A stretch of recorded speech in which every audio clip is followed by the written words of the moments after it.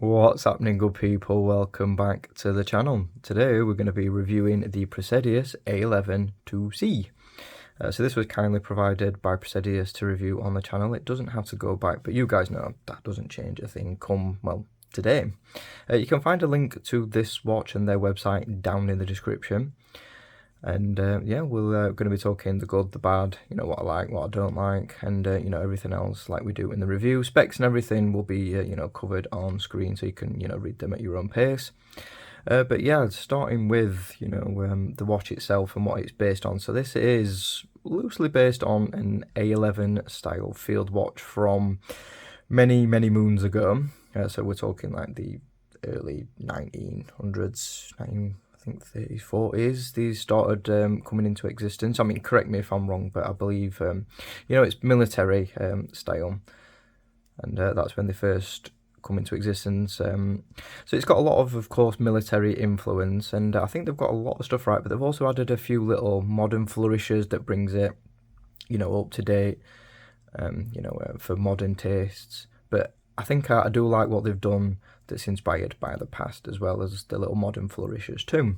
So let's talk what I like and what I don't like, and we're just going to run through. So case wise, we've got a very nice sand blasted finish, and this is my favourite finish for a field watch. I think it just harks back to that time, when watches were very simple, and it fits with the style of the watch perfectly. So I love the shape of the case as well. It's very rounded, but then we've got these, slightly sharper, but even, they're still fairly rounded, but, they're a little bit more aggressive looking than the rounded case itself. Drilled lugs on both sides, which makes, strap changes so much easier. It's a very nice finish, and again, that flows onto the bezel. Everything is one piece on the case, and then of course the case back is separate. But the bezel's just nice and rounded. Again, it just adds to that really curvy look of the watch. The crystal, K1 mineral, but it is sapphire coated, and you can see we've got some nice blue AR coating on it. And even under this bright studio light, it is very legible, and it is outdoors as well. It's so easy to read this watch, even though it's only a small dial, and the hands are small, the numerals and everything are smaller than a larger watch. It is still very legible at a glance. So I think they've done a really good job of doing all that really clean, so it's easy to read. But yeah, the crystal, really good quality, and again, sapphire coated, not sapphire, just the coating, just to give it that little bit of extra durability. This side, we've just got a high polish crown. Now usually, I mean, I don't like high polish, but it sort of adds a little bit of a modern flourish to it, and it just helps, give it a little bit of pop. Yeah, if everything was sandblasted, yeah, it would look really cool. But I think, this is just one of those little slight modern flourishes that, sets it apart from some other, similar style watches to this. We've also got polishing on the top of the lugs. Again, that ties in nicely with the crown. Admittedly, this is one of the things that I don't like aesthetically. I mean, you guys know my opinions on high polish. I like it on accents and little bits, but this for me is just, it doesn't quite work with the aesthetic. I get what they've done, and they've put a modern twist on a classic design, but for me it just feels a little bit jarring. But yeah, that's just my personal preference. I mean, you guys might like it, but it's just a bit too much of a contrast between the sandblasted and high polish. But again, just personal preference, guys. The dial, really nice deep black, and then we've got that MOD style railroad minute track all the way around, and some really crisp and clean printing. So 6 day, and then all the way around, back to 6 day, and then we've got markers, for your 5 minute in between, and it's really clean. Arabics all the way around, no date window at all. It's just simple, clean, and really well executed. The hands are a sharp leaf style, so there's two styles of leaf. We've got this like really sharp one, and then we've got the more rounded propeller-esque style as well. But I do quite like these ones, and again, these hark back to that A11 style of hand that you'll see on those watches. So they're very sharp, and again, really cleanly done, loom filled, and I'm very impressed with the quality and the finish of them. The second hand, it's actually doing a pretty solid job of hitting its markers. I don't think it hits every bang on, but again, we've got this like spearhead at the end, and then you're like quite a broad needle point. It's not really thin, but it's again really nice and legible. But yeah, it doesn't quite hit every single marker perfect, but compared to some other watches that I've seen that cost way more than this, it's actually quite impressive. So looking at the case back now, very simple. We've got a coin edge around there, a little bit of engraving with some information about the watch, and of course the branding. And this is another thing that I like aesthetically, but it's a pain in the backside to get these case backs off. You need obviously special tools to get them, and because this watch is a 32mm, you're going to be hard pressed to find a tool that actually fits this. I mean, there may be other tools that don't require this to get it off, but yeah, it's just one of those things. But yeah, very, very nice. The build quality is solid. The crown action, is really nice. It's just a pull push, one stage, and then, you can adjust your time. Everything feels solid as a rock. The action's really smooth. And this is my first experience with a Mary Quartz. So it is the 6103, and it's a really solid movement. It's been very, very accurate. Now, I set mine a minute fast because of my work. I have to be back. It's quite time sensitive, so I set mine a minute fast, so I'm never late. But even then, it's keeping time very, very accurately, and I've not noticed any issue. And it keeps time very, very well. Like I said, even though I set it fast, it's still really ridiculously accurate. So no real complaints other than a few little design things that I'm not personally keen on. I do really like that double dome crystal though. I mean, it distorts the dial really nicely. And again, it sort of harks back to the crystals that they would have had back in the day, but it's more modern and a little bit more robust than what they would have had.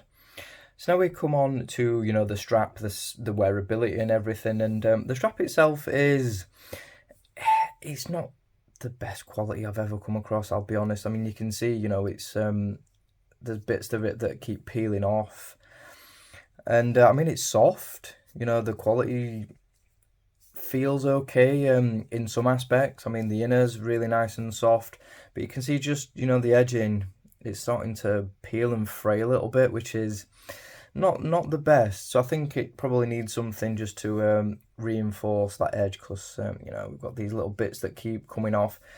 I've also noted as well that even though this is a really small watch, the strap is very, very long, and I'm on the last adjustment hole, but it still wears a little bit loose for me. So one suggestion would be to perhaps do a shorter side on this one, which would make it wear a little bit better for us guys with slim wrists, which is what this watch is really designed for. And of course, you could wear it if you've got thicker wrists, but it is going to look maybe a touch out of place.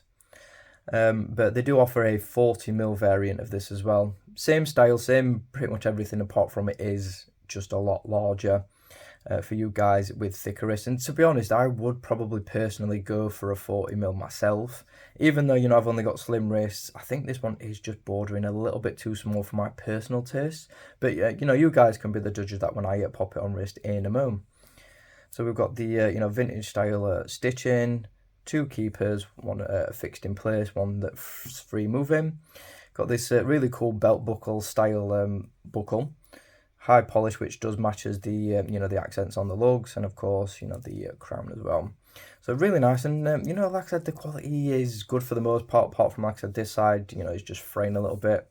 The inner heat stamped, good quality and really nice and soft as well, and quick release. The only other downside is 16mm lugs. Not always easiest to find really good straps for this, because obviously it's not a popular lug width anymore. But you can still get them, but they're just not as popular as an 18, a 20, or a 22. But with the size of the watch, an 18 probably wouldn't have been possible. So I get why they've done it. They've had to, given the proportions of the watch. But again, so let's get this on wrist, and we'll show you what it wears like. And here it is on wrist, guys. So I mean, the 32, it's I think actually probably a 34 to 36 may look a little bit better on my size wrist. But, you know, I do think, you know, the 32, again, it just ties in with what watches would have been back then when the, based on, you know, if that makes sense. The watches would have been, you know, this sort of size. But obviously for modern tastes, we do like bigger watches. But, you know, I get why they've done it. You know, the lug-to-lug's nice and compact. So it is going to fit, you know, wrists way slimmer than mine. And mine is 6-inch for reference. But you know what? It is a very, very comfortable watch. It's lightweight. You know, like I said, there's no lug protrusion because of you know, how short they are. How short they are. You know, it hugs really nicely. You know, it's got a good profile. It sits well, and you can honestly wear this all the time. Now, I don't usually wear watches to sleep, but this is one that I can actually fall to sleep in. But like I said, you know, that strap could do with, you know, being a little bit shorter. Because I like mine a little bit more snug than this, because this one does move around ever so slightly. But it is a really, really comfortable watch. The strap is really comfortable too, but I said, you know, it's just got a few little issues. So what we're going to talk now is Loom. So, of course, you know, I'll do a Loom shot, so I'll overlay that over this. And the Loom is Super Luminova. And you know what? It's actually a lot better than some more expensive field watches that I've seen. One of those is the Hamilton that I had quite a while back. The mechanical, this is a lot better Loom than that, and that is considerably more expensive. So I think they've done a really good job, you know, packing a good amount of good quality Loom into this, you know, small package. So yeah, the Loom, very impressive. Of course, you know, it's not going to be dive watch, you know, or the larger field watch standard, but it is very, very impressive considering, you know, just how little room they've got to pack the Loom into. So I'm very, very impressed with what they've achieved for the size of the watch. Now, to sum up, you know, this watch, very, very nice. Price point, we're talking 215 USD. So I'll put conversion rates, you know, over there so you can see what it is in your currency. But it's, I mean, I really like it. It's a good quality watch. There are a few shortcomings though, like I said, the strap. I mean, it's easily replaced, but you know, when you're spending, you know, over $200 on a watch, you don't want a strap that's, you know, starting to peel. So that is one little issue that I've been having. But other than that, I can't really find anything of, you know, major fault, other than, you know, design choices that I'm not personally keen on, but that doesn't make them necessarily bad. It's just something that's not to my personal taste.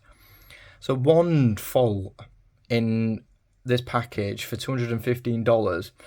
Okay, yeah, I mean, the quartz, really good quality. You know, the Loom is really good.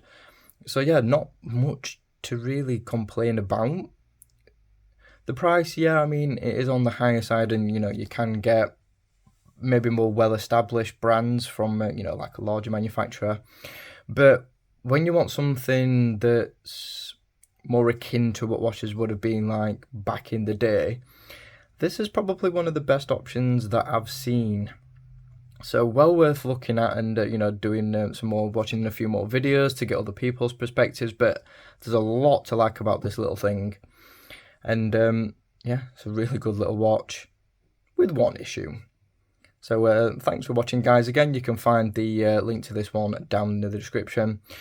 Cracking little watch. But yeah, if you're going to get one, I would probably you know, opt for a different strap, and you know, keep this one, you know, in good condition. So that's it, guys. Thank you so much for watching. Have a good one.